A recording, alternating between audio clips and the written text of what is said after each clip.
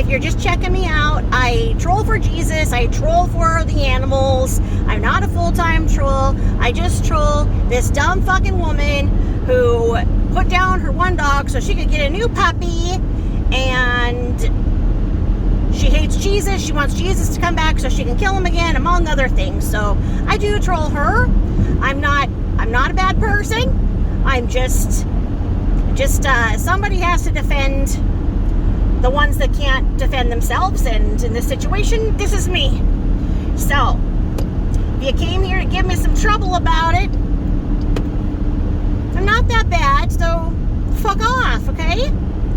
So Jools has been doing such an amazing job of illustrating what a fucking twat LBL is, and she's incorporated some other individuals, which I will just say that LL Dumb One is a vapid fucking narcissistic bitch from hell, and she looks like a, I don't know, like a blonde golden retriever without her makeup. And then with her makeup on, I mean, she's a freaking shapeshifter. I don't know.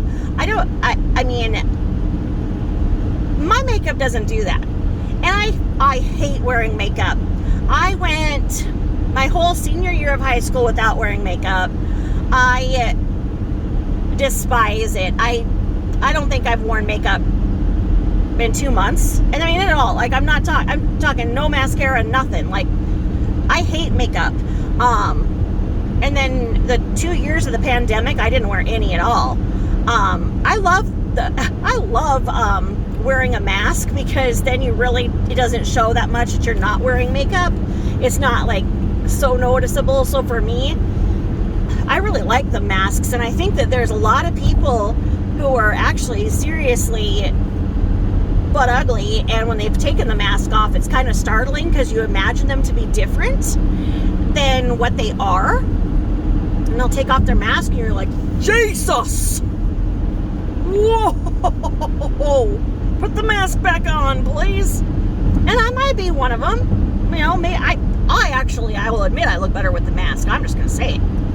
So anyway, I just cannot deal with a person that just goes and spends their husband's money full time. Like, oh, okay, and that's what LLD1 does.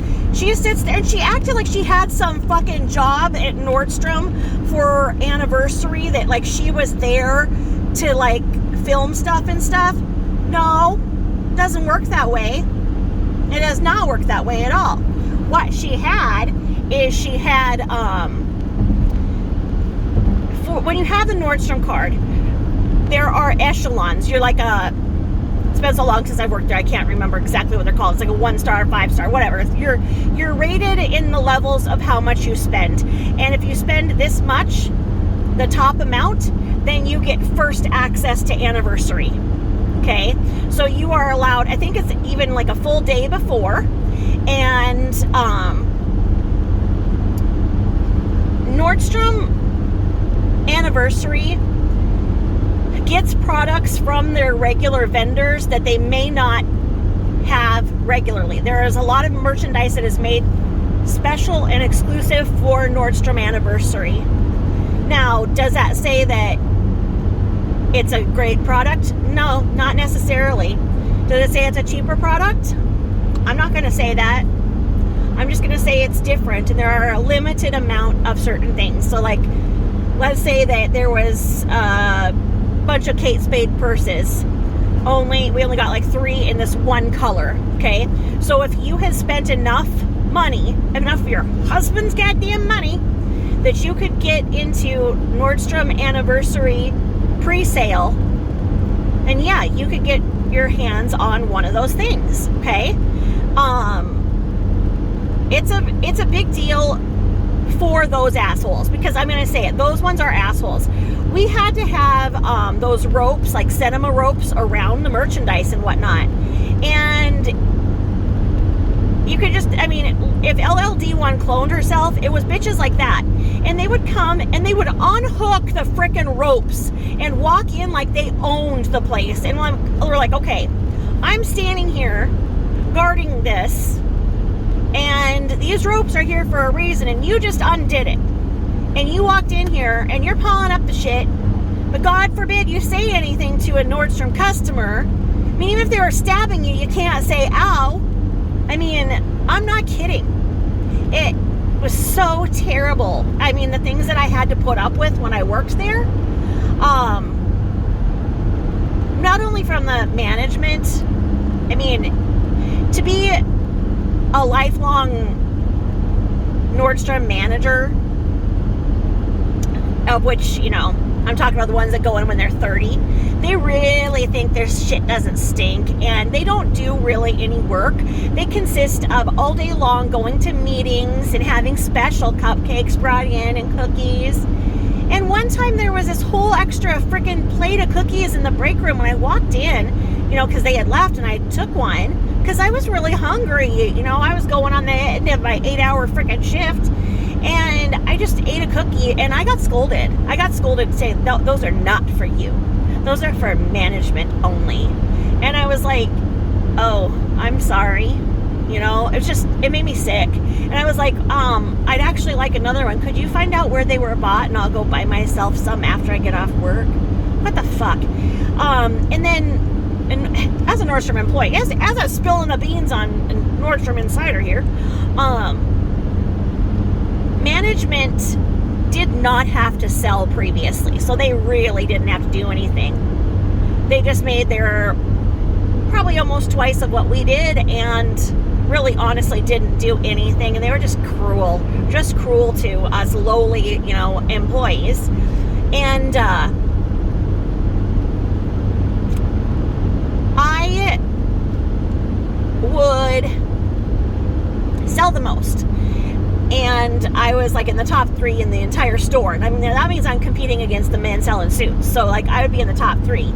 Well, that was the kiss of death, because then the jealous bitches who don't do anything, like Lardos, just have my number. So they'll sit there and they'll try and steal my sales. They did steal sales. One basically ran me in the fucking crotch with a drawer when I was making a sale. She opened up the drawer, and I'm not kidding you. I mean, that corner of the drawer split me a new fucking twat. I mean, and did she get in trouble? No, that fat fucking bitch didn't ever get in trouble. But you make a little bit less than, gosh, I was making less than somebody who had started McDonald's would for my base rate. And then you get commission, but it's not commission on everything. You have to hit a certain point to get commission. So like, it was either like $7,000 or $10,000, and when you sold that minimum, then you started to get commission, which then if you divide it against your hours, then yeah, you'd make like maybe 14 or 16 an hour. Now, when somebody returns, that comes right back out of your commission. Okay? So, say that somebody who I sold a bunch of stuff to that bought a bunch of different sizes so they could go home and try them on. Take the ones back. Well, all that comes back out of my commission, and then if that hit me back down in the point where I wouldn't have made commission, that comes even further. So there were times when I worked at Nordstrom and I couldn't even afford my gas. I certainly couldn't afford anything to buy myself for lunch. But that one damn cookie I ate, yeah, I got scolded.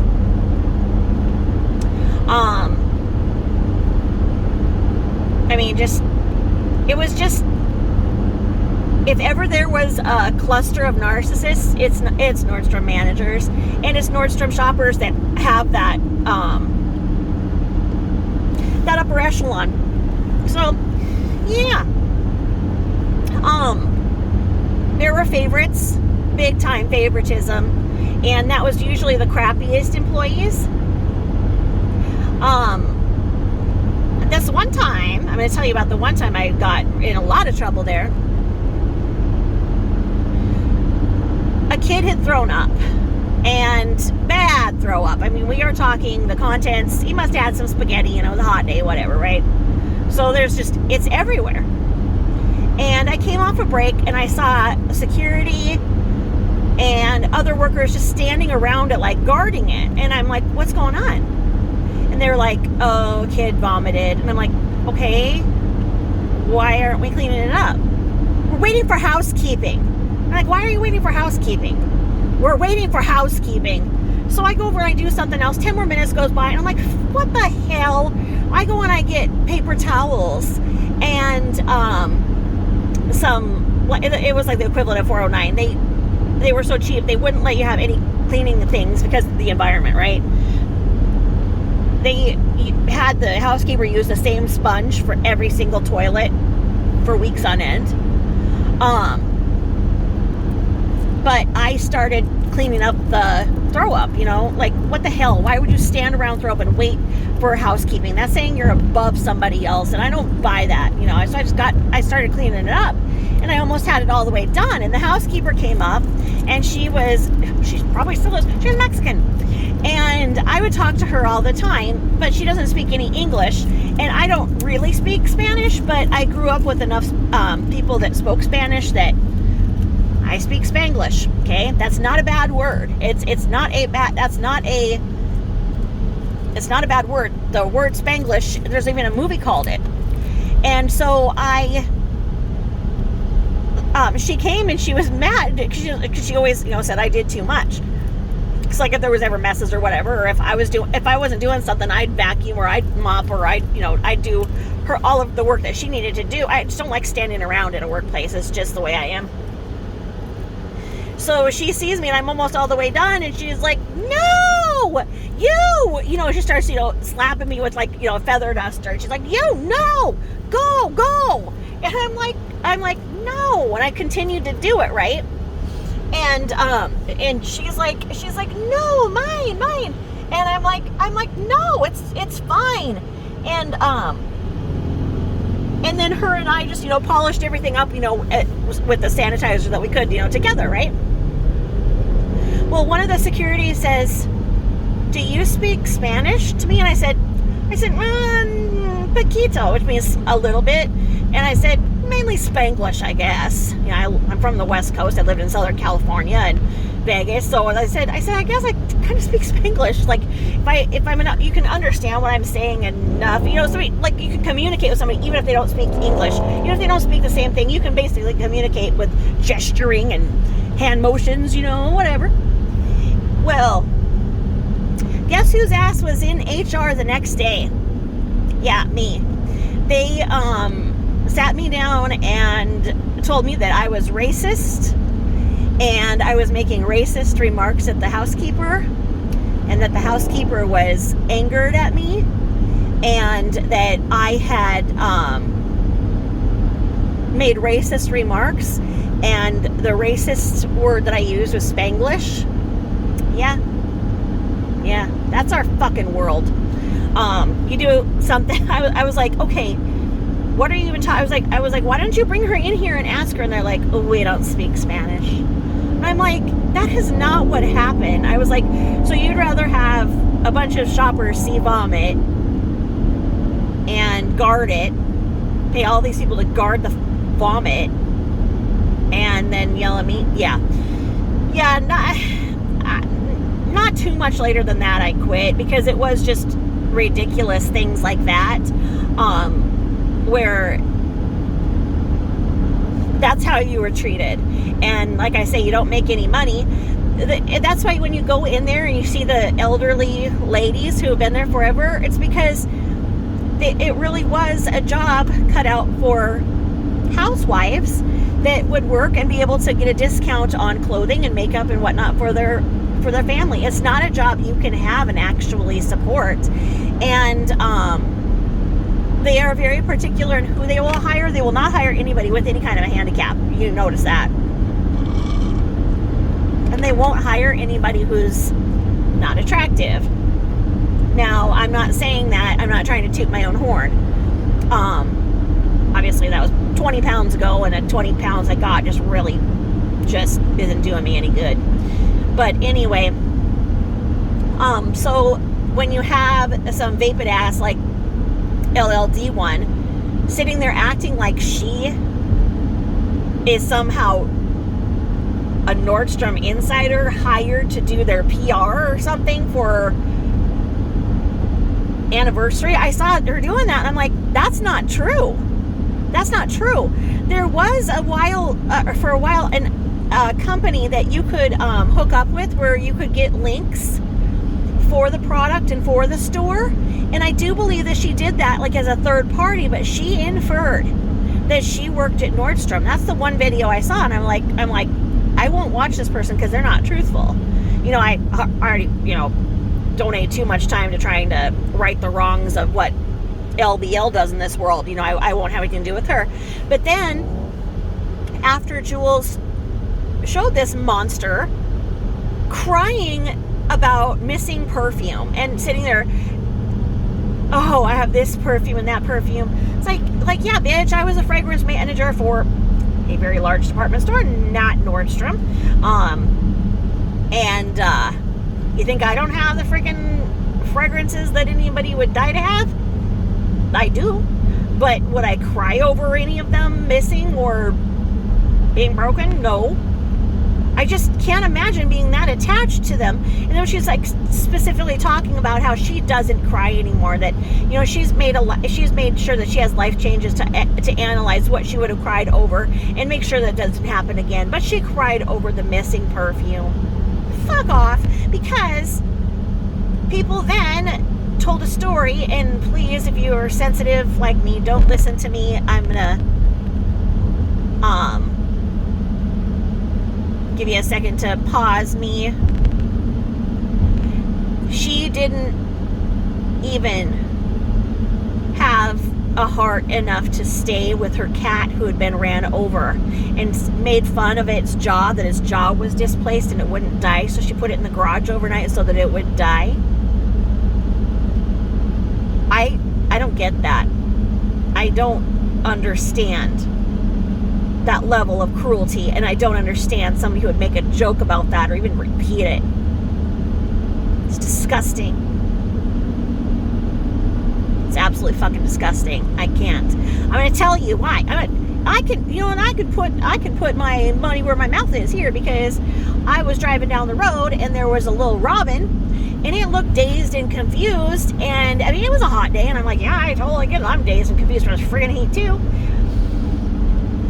But it just didn't look right, and so I picked the little thing up, and you could see its wing was hurt, and it just didn't look right. And so I brought her in and got an old aquarium and had the kids go get me some worms and some grass and stuff, and brought her into the air conditioning, and I sat with her all night long.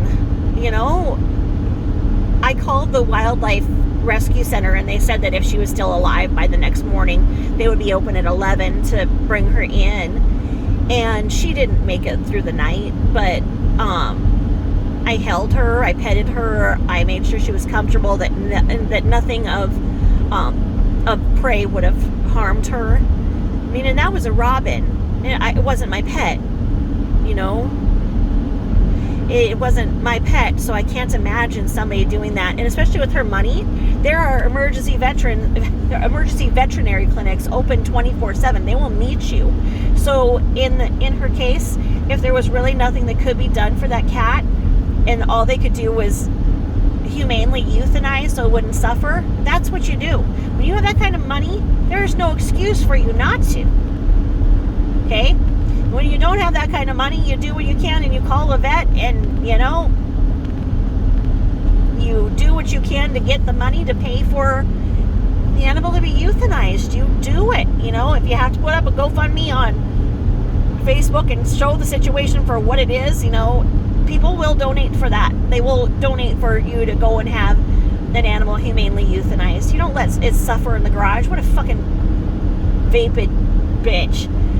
And then Jools infected my eyes to show me this weird ass embodiment of the solid gold dancer. Well, I guess solid gold, she wasn't even the dancer, she was the commenter. Remember the solid gold one? And she has the big cheekbones and the big old chin that sticks out. I think her name was Madame. And on solid gold. And she talked like, that is what Cynthia Beaumont would be if she was a human.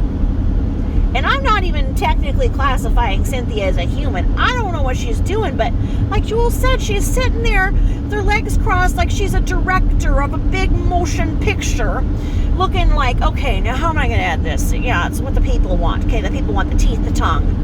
Yeah, okay, the people want that. Okay, the teeth, the tongue. The tongue, the teeth. Okay, they got that. What the hell are you doing? It looks like you just ate your own teeth, bitch. I mean, what? And then she was trying to like do some hoedown dance with her old woman body. That's just, I don't know. And Jools was saying she doesn't know if the shorts make any money. I don't know how YouTube is monetized, because obviously I'm not making any money.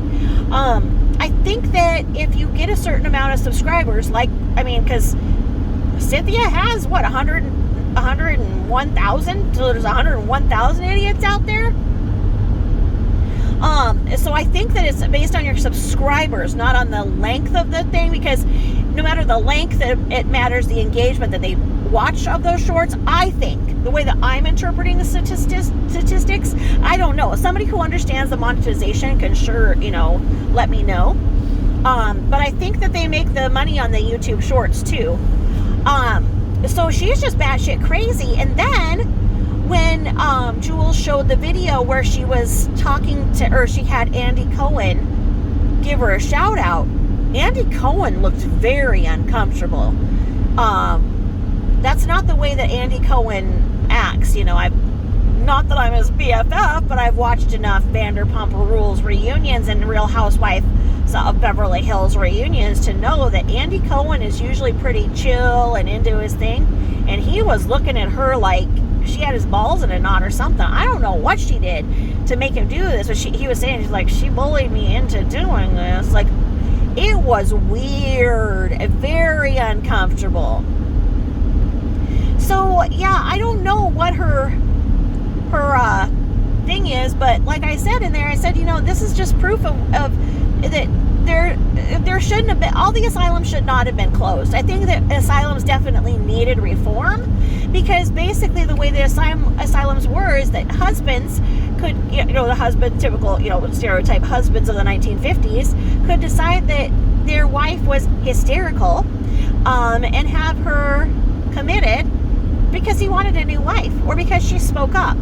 Those kinds of things. There was abuse of the asylums, and there were children that were there that were mistreated. Some very terrible things. Asylums needed reform, but there are absolutely no resources for the batshit crazy. And there are these 3 examples of women that are fucking crazy, and they're out there infecting other people. I mean, I just feel sorry for LLD1's husband. What is his life thing? Is that he goes to work every day so that she can go and waste his money? I mean, I have congestive heart failure, actual Crohn's disease, actual interstitial cystitis, actual massive nerve damage. I can't feel anything below my ankle bones and mid leg all the way down to the toes. I'm missing 90% of my nerves, and I literally could not walk for almost 10 years. I survived that I shouldn't have. I had a massive heart attack at age 36. I'm not well, but I do the best that I can, and I don't get SSI because I had the biggest case in the best case that the lawyer didn't think there was any question of me being approved, so he attended this other person's hearing, and he sent the male paralegal who had no idea what my case was about, because he thought mine was a slam dunk. The vocational expert for the state that was there to testify with what jobs I could say said absolutely not. Absolutely not. There is no job in which I can safely work given my proven medical disabilities, that he certified that I am 100% disabled. Well, that was it. I didn't get it. So that still doesn't pay the bills. So my husband has worked as much as he can, and when we get into, too much credit card debt, I just do what I can, and I work until they fire me, and they usually fire me after I've fallen probably 5 times on the job. I fall all the time. It's just I'm kind of like a newborn deer when I walk sometimes, especially if I am tired or if I have something in my hands. I have to really, no one can figure out how I can actually walk with that much nerve damage, but I do. Invariably, my jobs will have me go up ladders. I think they try and screw with me once they see I have a problem walking on flat ground, and I can't feel the steps on the ladder, and I certainly can't feel like when I'm trying to come down the ladder stairs.